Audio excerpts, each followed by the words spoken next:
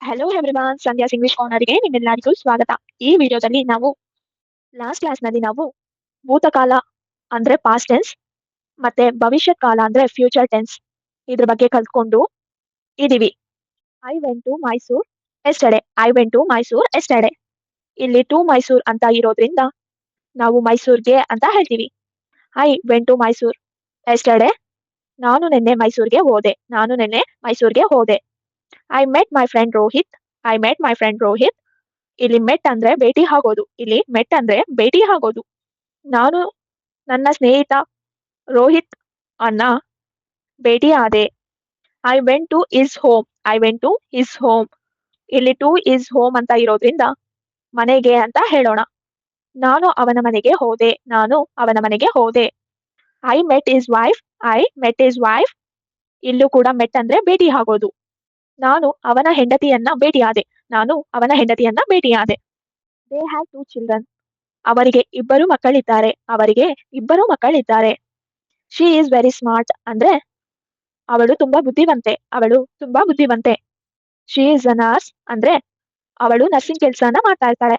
She gave me juice. She gave me juice ಅಂದ್ರೆ juice ಅನ್ನ ತಂದ್ಕೊಡ್ತಾಳೆ.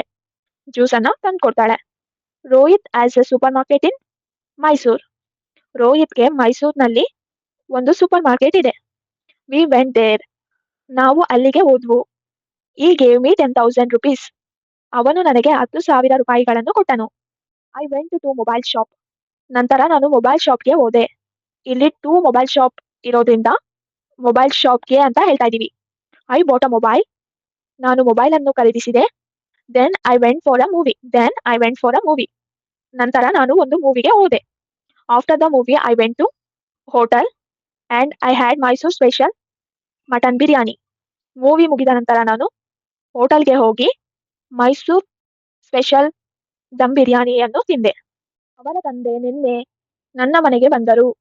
ಇಲ್ಲಿ ನಿನ್ನೆ ನನ್ನ ಮನೆಗೆ ಅಂತ ಬಂದಿರೋದ್ರಿಂದ ಇದು ಪಾಸ್ಟ್ ಟೆನ್ಸ್ ಅಂತ ನನಗೆ ಗೊತ್ತಾಗುತ್ತೆ. ಇದು ಭೂತಕಾಲದಲ್ಲಿದೆ. ಇದನ್ನ ಹೇಗೆ ಹೇಳ್ತೀರಾ? His father he came to my house yesterday.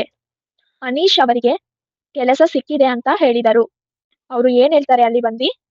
They told Anish got a job. ಇಲ್ಲಿ ಸಿಕ್ಕಿದೆ ಅಂದ್ರೆ ಗಾಟ್. G O T got.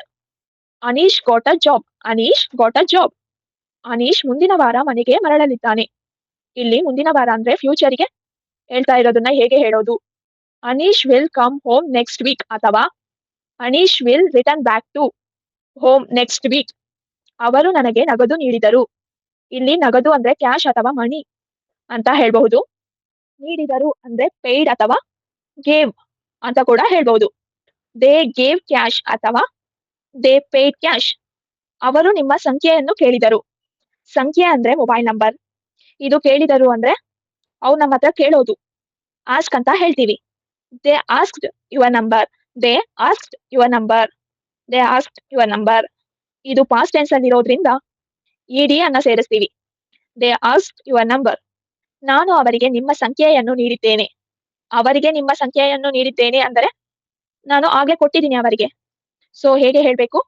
ಗೇವ್ ಅಂತ ಯೂಸ್ ಮಾಡ್ತೀವಿ. I gave your number two them. ನನ್ನ ತಾಯಿ ನಿನ್ನೆ ಜಿಲೇಬಿಯನ್ನು ಮಾಡಿದರು. ನನ್ನ ತಾಯಿ ನಿನ್ನೆ ಜಿಲೇಬಿಯನ್ನು ಮಾಡಿದರು. ಇಲ್ಲಿ ನಿನ್ನೆ ಅನ್ನೋದು ಕೂಡ ಪಾಸ್ಟ್ ಟೆನ್ಸ್ ಅಂತ ಗೊತ್ತಾಗುತ್ತೆ. ಮೈ ಮದರ್ ಪ್ರಿಪೇರ್ಡ್ ಅಥವಾ ಮೈ ಮದರ್ ಮೇಡ್. ಇದು ಪಾಸ್ಟ್ ಟೆನ್ಸ್ ಅಲ್ಲಿ ಇರೋದ್ರಿಂದ ಪ್ರಿಪೇರ್ಡ್ ಅಂತ ವರ್ಡ್ ಅಥವಾ ಮೇಕ್ಗೆ ಪಾಸ್ಟ್ ಟೆನ್ಸ್ ಮೇಡ್ ಅನ್ನೋ ವರ್ಡ್ನ ಯೂಸ್ ಮಾಡ್ತೀವಿ. My mother prepared are made jalebi the yesterday. ಅದು ತುಂಬಾ ಸ್ವಾದಿಷ್ಟವಾಗಿತ್ತು. ಸ್ವಾದಿಷ್ಟ ಅಂದ್ರೆ ಟೇಸ್ಟಿ. ಇಟ್ ಅಥವಾ ದಟ್. ಅದು ಅಂದ್ರೆ ಇಟ್ ಅಥವಾ ದಟ್ ಅಂತ ಹೇಳ್ತೀವಿ. That was very tasty. That was very tasty. ನನಗೆ ತುಂಬಾ ಇಷ್ಟ ಆಗಿತ್ತು. I liked it a lot. ಇದು ಆಗಿತ್ತು ಅಂದ್ರೆ ಪಾಸ್ಟ್ ಟೆನ್ಸ್ ಅಲ್ಲಿ ಇರೋದ್ರಿಂದ ಲೈಕ್ಡ್ ಅಂತ ಪಾಸ್ಟ್ ಟೆನ್ಸ್ ವರ್ಡ್ ಯೂಸ್ ಮಾಡ್ತೀವಿ. I liked it a lot. I liked it a lot. ನಾನು ಅವನಿಗೆ ಪಾಕವಿಧಾನವನ್ನು ಕೇಳಿದ್ದೆ. ಕೇಳೋದು ಅಂದ್ರೆ ಆಸ್ಕ್. ಪಾಕವಿಧಾನ ಅಂದ್ರೆ recipe. I asked him for the recipe. I asked him for the recipe. ಅವನು ನನಗೆ ಅದನ್ನು ಕೊಟ್ಟನು. He gave me that. He gave me that. ಇಲ್ಲಿ ಅದನ್ನು ಅಂದ್ರೆ ದಟ್ ಅಲ್ವಾ? He gave me that.